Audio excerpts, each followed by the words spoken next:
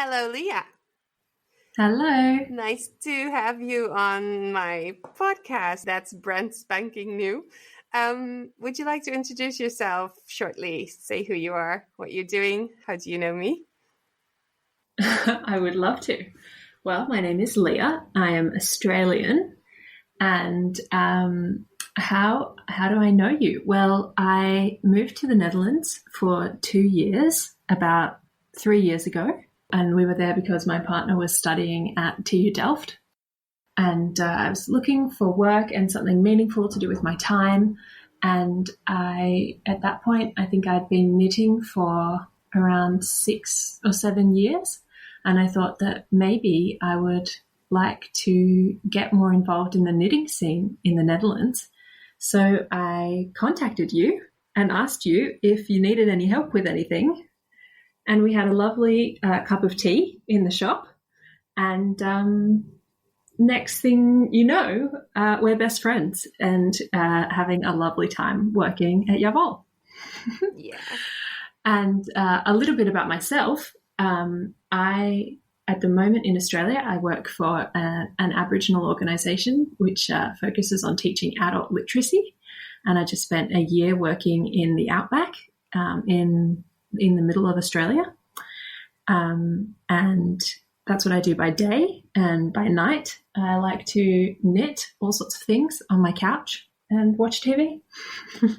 So good to have you. It is so good to hear you. You feel like you're next to me on a couch. It doesn't feel like you're in Australia at all. So weird. I remember mostly of our time together, I remember you complaining about the weather. At least once every day. Yes, at least. And what I thought was so interesting was that you love spring because you don't get spring like we do. What can you share with everybody what your spring experience in the Netherlands was like compared to where you are now in Sydney?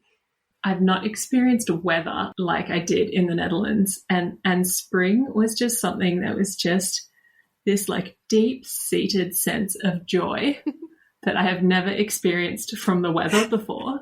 Seeing the flowers pop up by the side of the road as you're cycling along, or like that first cycle that you take when you don't need gloves. Yeah. And I can tell you, like an Australian, I'm so pathetic. I bought gloves for -20 for skiing and I would wear them on my bike and they weren't enough. And the first cycle you take with your gloves off, when the flowers are around you and the trees are turning green, it's just this magical thing because we don't really have, I think they're called deciduous trees. We don't have trees that drop their leaves, not really, in Sydney at least. And that was like just truly so beautiful. Sometimes I would just want to cry about it. You have forever changed my outlook on spring because now when spring comes, I'm always like, oh, Lia would love this. And I love it too. I mean, I love spring, but it's just such a different view on it. The idea that if you look at the weather, that in Sydney it's forever green and forever nice weather, and we are used to like it could be really cold, really really wet, really windy. And do you think were you here long enough to have an idea on how that would change people, or how are Dutch people different because of that, you think? I think that's tricky because when you ask me that, I think about all the other Europeans who live in a similar climate and how cultures are quite different in each country. Yeah. But I do think that the winter definitely makes people a little bit more, I don't know what the right word is for it, like maybe impatient, like they don't have time for being easygoing. Right. It's just like, let's get this done and move on. Yeah. Maybe. Yeah, I think definitely in Europe, when you look at people that live in the south and people that live in the north, there's definitely a general idea of the people in the north are more rigid and a little bit more strict in things. And then people in the south are definitely more laid back and taking it easy, taking their siestas and eating late at night because they can. And there's definitely, even within Europe, a big difference between people where they live and the climates. And talking about climate, how are you even a knitter in Sydney? Let me know, what is the temperature in summer and in winter? I mean, of course, Australia has hugely varied temperatures. We're such a big country. In the north of Australia, it's 30 degrees all year round. And in the south, in the summer, you can still have days that are a high of 15 degrees. So we have that full range in the country. In Sydney, we're very temperate. In summer, any day would range a high between, say, 30 and 40 degrees, anywhere in that range. Holy shit. Oh, you can say shit on my podcast, by the way. Oh, perfect. I'll keep that in mind for later. Yeah. And winter is probably like anywhere between like 15 and 20 degrees. So, but what do you knit, and what kind of materials do you use, and when do you wear your knitting, and knitting Australia, how? So, I mean, I think the first thing that you have to remember is that, we all acclimatize to the weather that we're used to. Yes. And another thing that is so important is that Australians don't have very good heating. So during winter, even though the outside temperature is not that cold, inside your house it's pretty chilly. Yeah. My dad is from Canada. He's from like the deep center of Canada where it gets to -40 in the winter. And one year, many years ago, my grandmother came to visit us from Canada, and she said she'd never been as cold as she was in that winter that she came to visit us. Oh, wow. It's just a different kind of cold, I think. So, I wear plenty of wool all through winter, multiple layers of it. And because I'm so pathetic with the cold, I can't deal with it as well as, say, you might. But another interesting thing that I really noticed from living in the Netherlands and living in Australia is that the temperature difference for each day is so much larger. I remember in Rotterdam, like during winter, if the high of the day was 0, then the low of the day might have only been -5 or -2 even. But in Australia, if the high of the day is 15, then the low of the day could easily be 6 or 5. Right. So the evenings can get a lot cooler. So I have plenty of woolen jumpers. I wear them all. I love them. I have no problem making them all year round. Great. But it is really nice to also sort of be able to wear your summer knits almost all year round as well. Yeah, so what kind of fibers would you work with in your knitting? Well, my favourite fibre to knit with has got to be wool, and it's probably my favourite fibre to wear as well, which is a little bit sad for an Australian because, you could do with more plant fibre stuff.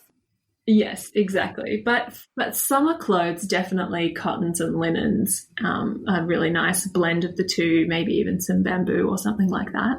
But there are lots of interesting challenges that you have to consider when you're choosing fibres in Australia, especially if Australian made and produced, that I guess can make it hard to find the right choice.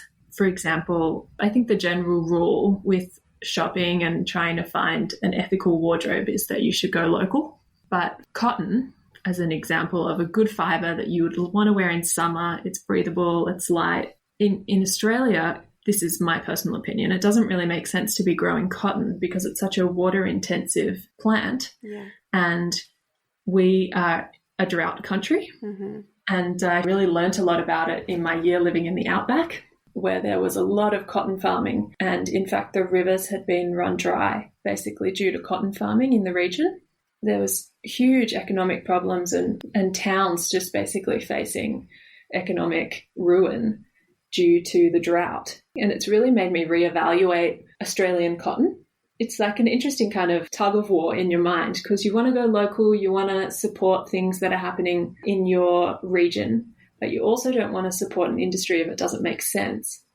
And that's just like one of the interesting things that I'd love to spend some time learning more about. Yeah, I would love to go on that journey with you. And this is what I'm doing within the podcast and also in our online community, just going on a trip together to find the good materials and where they are made as close to you as you can get them. Is there anything you know about plant-based fibers from Australia that could be an alternative to cotton? Have you found any yet?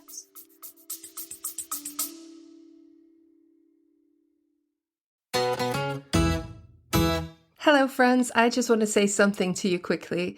So if you're liking the podcast, if you're liking what I'm talking about, consider joining the mailing list. I have bi-weekly updates on the podcast and or business insights and tips. The occasional exercise to get you ahead. If you want to actually talk to other business owners about the things that I talk about here on the podcast, why not become a Yavol community member for as little as €8.50 a month? That's like buying me coffee and a croissant. But don't do it for me though. Do it for yourself, because I promise that you will get something out of it, either the emails and or the community. So you can either go to the show notes or sign up through yavol.myflowdesk.com/pattern shift. I hope you'll join us.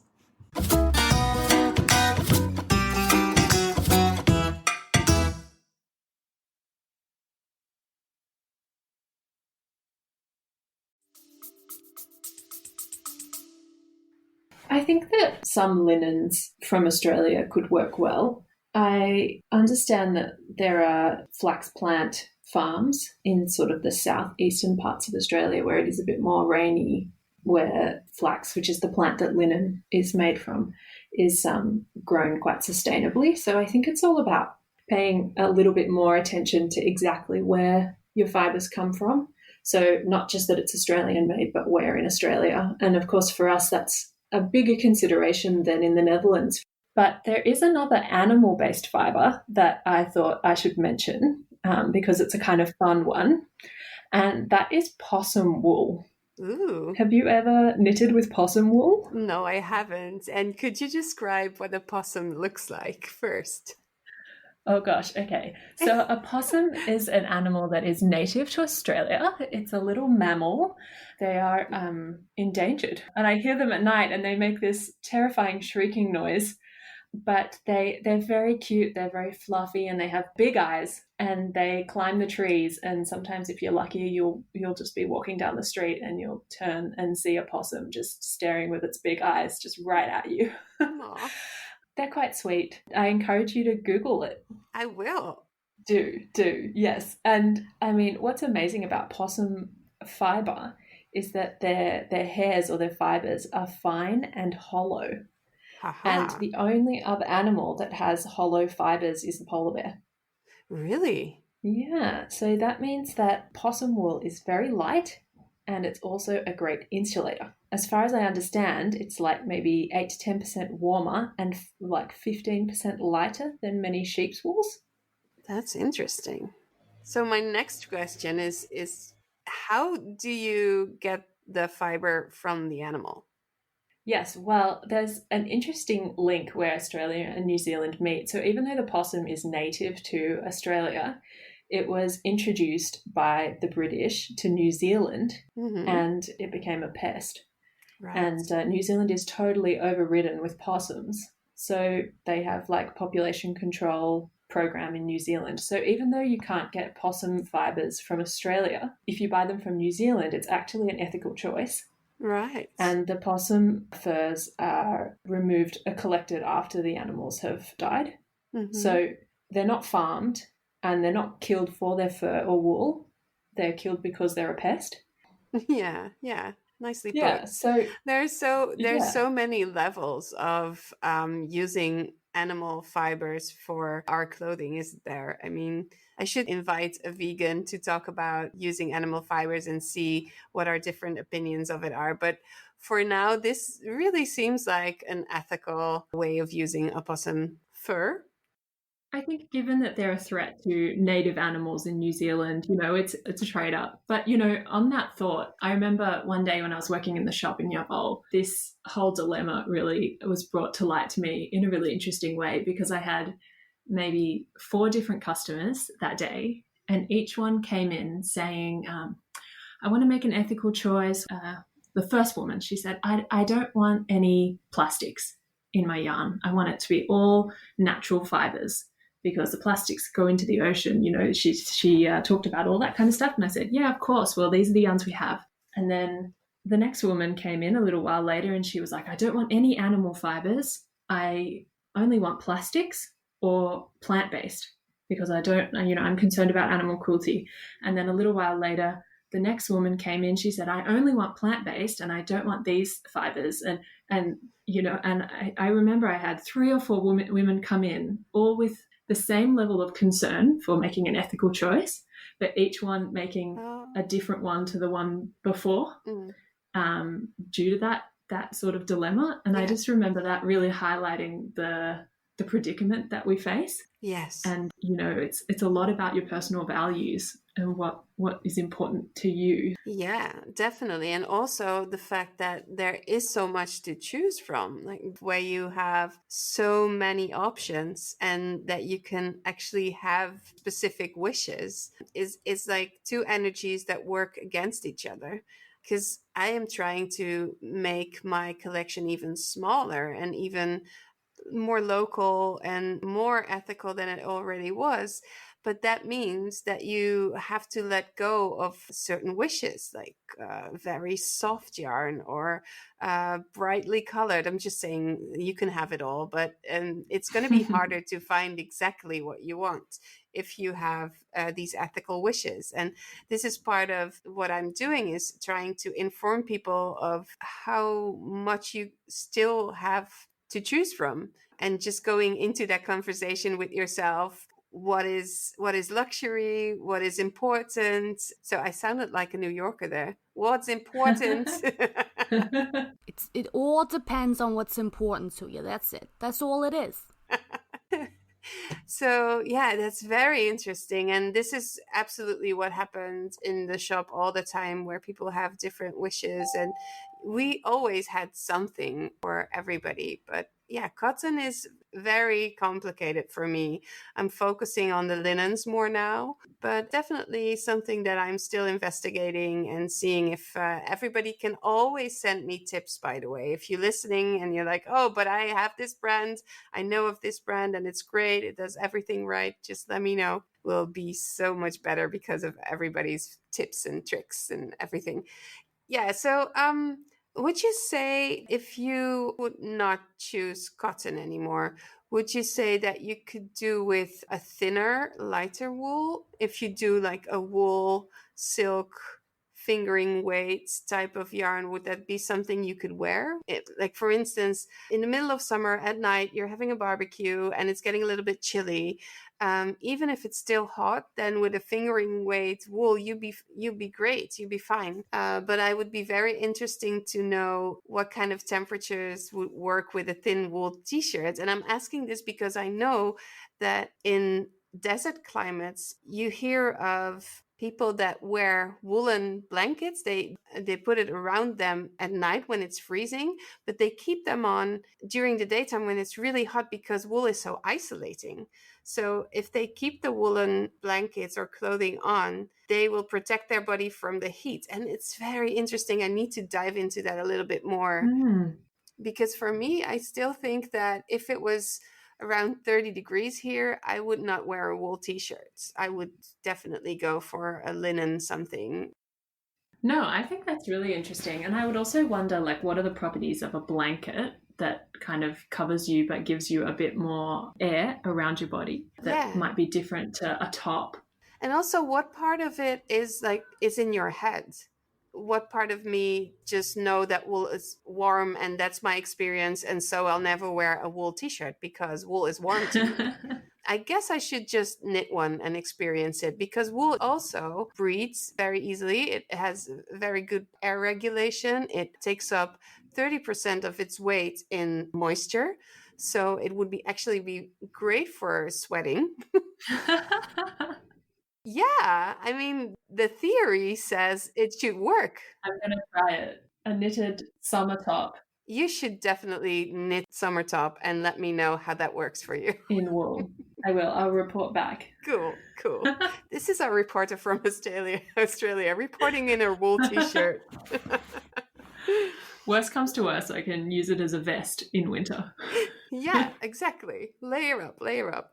So, when you're in Australia, where do you get your yarns from? And does your local yarn shop sell ethical yarns? Can you tell me a little bit about that? Yeah, I can. So I definitely have an LYS or two in Sydney that I frequent. In fact, I have one that is, it should be the sister shop to Yavol. It's very similar in vibe and personality, called Skein Sisters. And they're really, really lovely. And they have lots of ethical choices. And they opened fairly recently. I think they're only a few years old. So they're really aware of all of the things that modern women are really paying attention to at the moment. So that's really exciting. And they have lots of local choices. Through them, I've been able to learn about a lot of the wool mills and spinning mills in my state, which has been really interesting to hear about. And in fact, I'm thinking that maybe once the lockdown has lifted, I'd like to go and visit a couple of them on some regional holidays. Yeah. But there's another shop that is not as close to me, which is a little more established, and they have a great range as well, but probably they're less focused on cool yarns. So we definitely have a good range. And if you go to Skein Sisters, they have an amazing mechanical skein ball raveler contraption, and it is the most entrancing thing to just sit there and watch it go. So that's an added bonus. Have you ever actually visited a spinning mill? I have not ever visited a spinning mill, no. Have you? You said you wanted to do that. I do. And you should, because it's the best thing. It's almost hypnotic when it works. It's really almost kind of sexy. Because it's so, I mean, those machines, they're so manly. Oh my God. No, I know what you mean. Yeah, it's just, and the machines are very old and they're built to last, and they have lasted, and they're still making yarn. And I think that's just the most wondrous thing. I don't know. I think it's really, I've I visited one on Islay, Scotland, and in other places in the UK and in France. And every time I'm like, oh my God, I would just sit there and knit and hear the sounds and watch the movements, and just, yeah, it's kind of mesmerizing. I don't know. Can you tell that I like machines? I can tell, and I appreciate it. And I'm definitely going to go and visit one and report back on that as well. Great. You're going to be our Down Under reporter, Lia. That's reporting right. That's me. From the outback. Yeah, cool. Yay. Cool. Hey, so to round this lovely talk off, maybe you should also tell the people about your biggest knitting project you finished recently.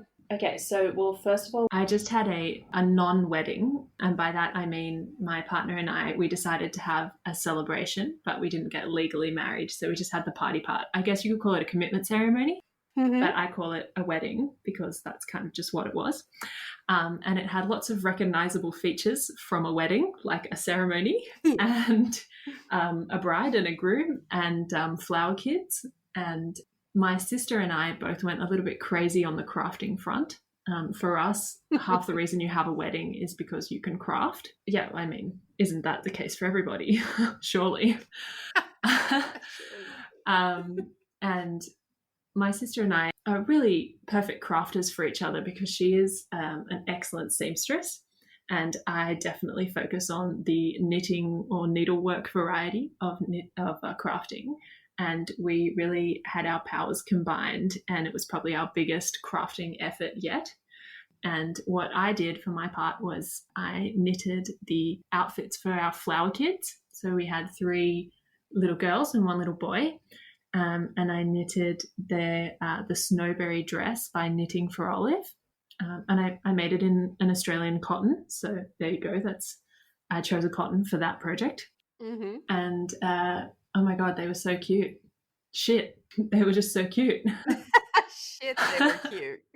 It worked out really well. And, it was actually a huge project. And by the time I was casting on the 3rd dress, I was starting to think, like, why did I choose this? I was going a little bit spare, but it was all worth it in the end. And I was in a little bit of a rush. I started off slow and just enjoying myself. Oh, this is going to be so great. And as the wedding crept closer and closer, I started to panic a little bit and think, like, I don't think I'm going to finish this in time. And I started to calculate how many rows I would need to do per day to get it finished a week before the wedding. And then I kept being really busy and not getting my row quota finished and having to up my row quota every few days, recalculating, panicking. Oh my God.